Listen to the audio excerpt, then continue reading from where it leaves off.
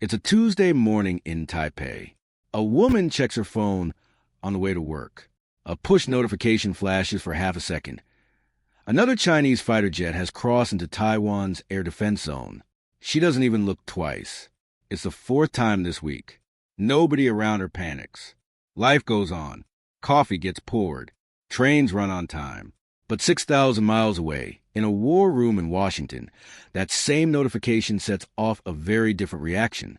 Because this island, smaller than the Netherlands, with a population you could fit inside a mid-sized American state, sits at the center of the most dangerous fault line on Earth.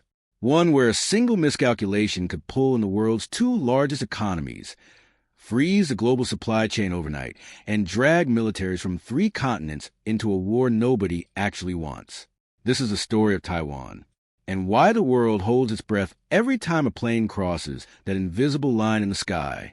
On a map, Taiwan looks like an afterthought, a leaf-shaped island floating off the coast of a country of 1.4 billion people. But look closer, and you start to understand why this afterthought keeps intelligence agencies up at night. Inside factories on this island, engineers manufacture the chips that power almost everything you own. Your phone, your car, the servers running the app you're watching this on right now. Site index equals 1-1. Taiwan produces roughly 60% of the world's advanced semiconductors and more than 90% of the most advanced chips on Earth. /site. Not most, not many, almost all of them. If that sounds abstract, here's what it means in real terms. If Taiwan's chip production stopped tomorrow, car factories in Germany would shut down within weeks. Hospitals would struggle to get replacement medical equipment. Entire tech companies in Silicon Valley would grind to a halt. One island, one industry, and the entire modern world quietly depending on it. But the story doesn't stop at chips. Taiwan sits directly across from mainland China, separated by a strait just over 100 miles wide at its narrowest point. And running through those waters are some of the busiest shipping lanes on the planet. Lanes carrying everything from oil to electronics to raw materials, feeding economies across Asia and beyond. Control that strait, and you don't just control an island. You control a choke point the entire global economy quietly runs through. That's the first reason Taiwan matters. The second reason is harder to measure. It's not about trade. It's about belief. For decades, the government in Beijing has held one unshakable position. Taiwan is not a separate country. It's a part of China, temporarily separated, waiting to be, in their words, reunified. Taiwan sees it differently. For over 70 years, it has functioned as its own self-governing democracy. Its own elections, its own military, its own currency, its own way of life, entirely separate from the mainland's political system. 2 governments. 2 versions of the same story, and neither one willing to budge. That disagreement has simmered quietly for generations. But in the last few years, something has shifted. The temperature is rising. And to understand why, we have to go inside the numbers nobody wants to say out loud. Here's the number that changes everything. Site index equals 2-1. China's military has more than 2 million active personnel. Taiwan has roughly 170,000. /site index equals 2-1. China's annual defense budget sits near $247 billion.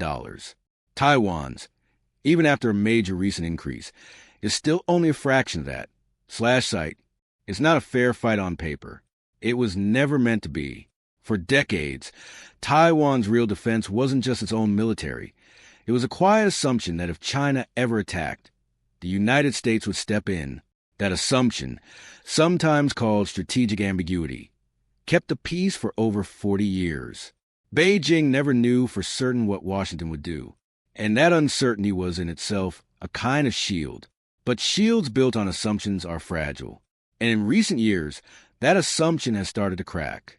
Site index equals 1-1. The People's Liberation Army has steadily increased air and naval activity around Taiwan, flying aircraft into Taiwan's air defense identification zone with growing regularity, and running naval exercises that look a lot like rehearsals for a blockade. /site, not an invasion. Not yet. Something quieter. Something that looks like a country testing how the world reacts, one incursion at a time. Site index equals 3-1. Coast Guard ships have circled Taiwan's outer islands for hours at a stretch.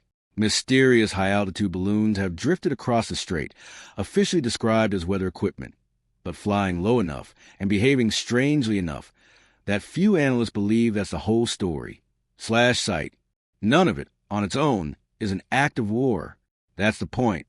Each individual move is small enough to avoid triggering a crisis, but large enough to slowly erode the line between peace and pressure. And underneath all of it, a deeper political story is unfolding. Analysts who spent decades watching this region say something has changed in how Beijing talks about Taiwan, not just in tone, but in conviction. What used to sound like a political talking point now sounds, to some, like a belief that reunification isn't a question of if, but when. Meanwhile, the assumption that America would automatically intervene has grown less certain than it's been in years, and that uncertainty is itself being watched closely in Beijing and Taipei and everywhere in between. This is a turning point, not a single dramatic event, but a slow accumulation of pressure, tightening year by year, incursion by incursion, budget line by budget line, and the people living on that island go to work every morning underneath it. What's remarkable isn't the tension. It's how normal life looks in spite of it. Night markets stay packed. Coffee shops stay full.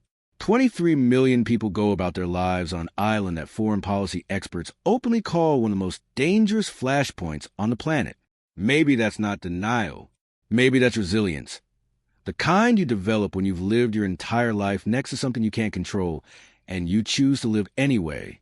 But behind the scenes, the island isn't standing still. Site index equals 2-1.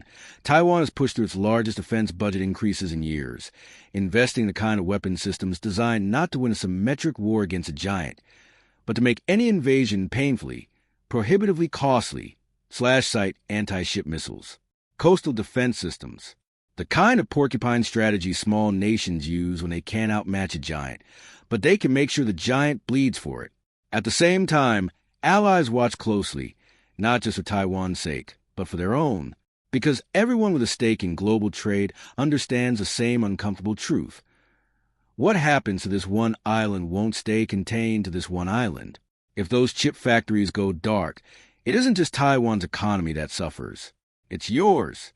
If those shipping lanes close, it isn't just Asia's supply chains that break.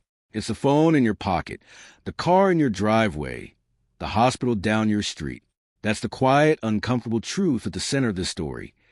The most dangerous fault line in the world isn't dangerous because of what it could destroy on that one island. It's dangerous because of what it could take down everywhere else. Maybe that's the real lesson buried inside the story. Not about geopolitics, not about military budgets or shipping lanes. It's this. The things that hold your world together are rarely the things you're watching.